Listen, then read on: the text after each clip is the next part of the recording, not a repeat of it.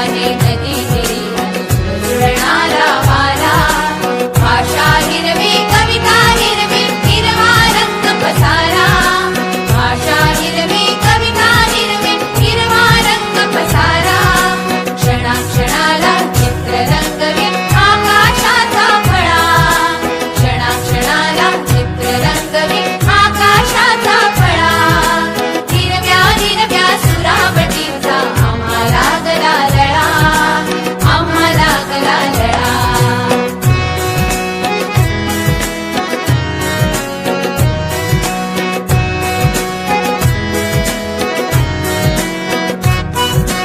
हिरवी झाडे हिरवी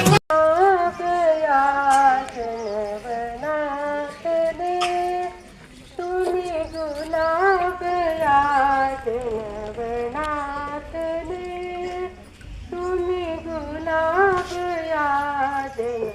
बनातले सुस्वागत आहे मनातले सुस्वागत आहे मनातले तुम्ही गुलाब या जनवनातले तुम्ही 3 गोष्टी शासनाने अंतर्भूत केलेल्या आहेत. तर ती 3 गोष्टी कोणत्या? गृहभेट. आता गृहभेटीला गेल्यानंतर पालकांनी त्यांच्या घरातील सर्व सदस्यांनी अंगणवाडी सेविकांना कसं म्हणजे मदत केली पाहिजे ते आम्ही गृहभेटीद्वारे सांगितलेलं आहे. तर कार्यकर्त्याची जी गृहभेट असते ती गृहभेट कशी द्यावी ही मी तुम्हाला थोडक्यात सांगणार आहे. तर ज्या वेळेस माता घरी असते त्यावेळेस सेविका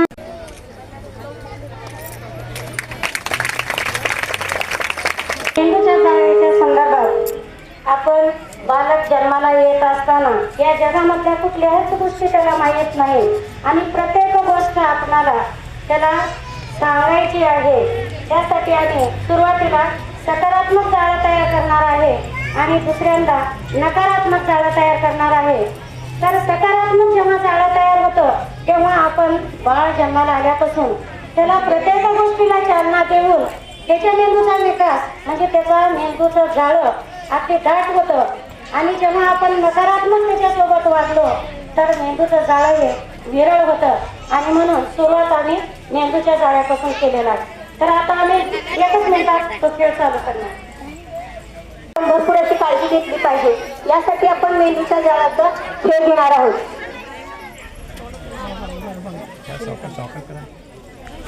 तर सुरुवातीला आपण सकारात्मक खेळ घेणार आहोत. तर सुरुवातीला दोरीचा भिंडोळा आपण एकापाशी एक दोरी घेऊन दुसऱ्यापाशी दोरी फेकणार आहोत.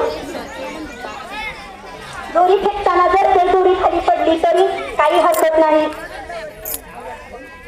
सगळ्यांनी सहमतीनं आपल्या सहभागी व्हायचं आहे. अगदी आनंददायी वातावरणामध्ये हा खेळ सर्वांनी सादर करायचा आहे. अरे वा, किती छान तुम्ही सर्वांनी सादर करत आहात हे खेळ. काही हरकत नाही ताई, सावकाश दमाने हा खेळ सादर करू शकता आपण. सुंदर प्रकारे हा खेळ सादर करत आहोत. खेळ सादर करण्यामध्ये त्रासही झाला तरी आपण सावकाशरित्या करू शकतो सर्वजण.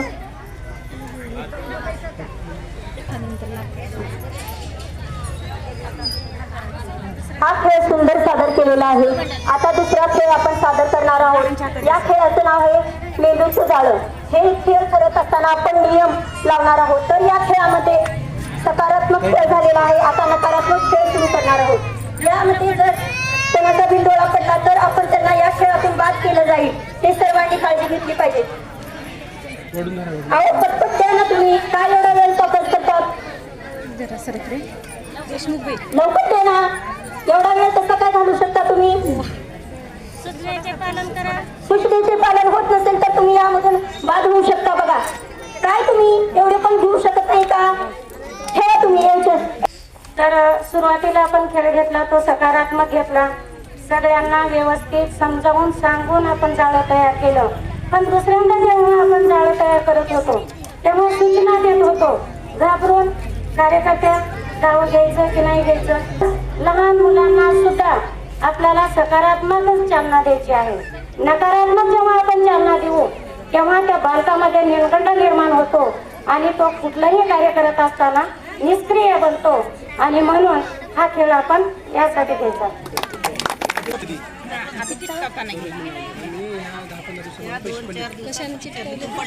महिने पूर्ण झाल्यावर 6वा महिना लागल्यावर 1 एप्रिल 2018 पासून आम्ही अंगणवाडीमध्ये हा कार्यक्रम राबवतात साजरा करतात.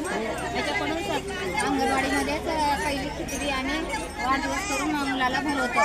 त्याच्यानंतर तुम्ही खिचडीवरचा आहार, पातळ आहार मोग करून आपल्या बालकाला खाऊ घालणे. आणि हे अंगणवाडी डाळीवरचं पाणी हे बालकाला आता पूरक आहार राहिलेला नाही, तर आपल्याला मुगाची खिचडी, मूग आणि तांदूळ यांची तुपासारखी मऊ अशी शिजलेली खिचडी द्यायची आहे. हे आहे आपल्या अंगणवाडीतला बाळकोपरा. बाळकोपरा म्हणजे ह्याच्यामध्ये सगळ्या आपल्या घरातल्याच वस्तू आहेत. शेंगदाणे, फुटाणे, चुरमुरे, खोबरं काय असेल ते दुकानातल्या वस्तू ठेवायच्या नाहीत. आणि हे तुम्ही पण घरात करायचे. फोटो निघणं म्हणाले ते खेळण्याकडे बरोबर असली पाहिजे. नजर बाळाची कुणीकडे आहे ते पाहण्यासाठी आणि पाळणा एवढ्यासाठी बांधलेला आहे की बाळाला झोळी झोपवायचं नाही. जर बाळाला उलटी वगैरे झाली तर तो गुदमरून दगावण्याची शक्यता असते. त्यामुळे बाळाला कधी पण पाळण्यातच झोपायचं. मध्ये डाळीचे प्रकार येतात. डाळीपासून आपल्याला भरपूर प्रमाणात प्रथिने मिळत असतात.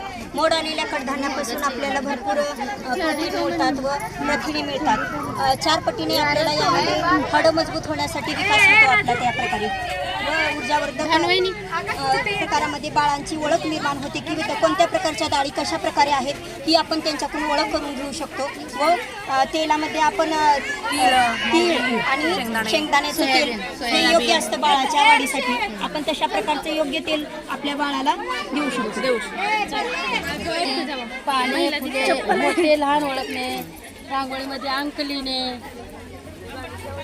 सृजनशीलतेमध्ये पूर्ण बाळाला म्हणजे मेंदूचा विकास होतो. त्याला आकलन शक्ती निर्माण होते. बाळ म्हणजे ओवण्यामध्ये फुलाची माळ करून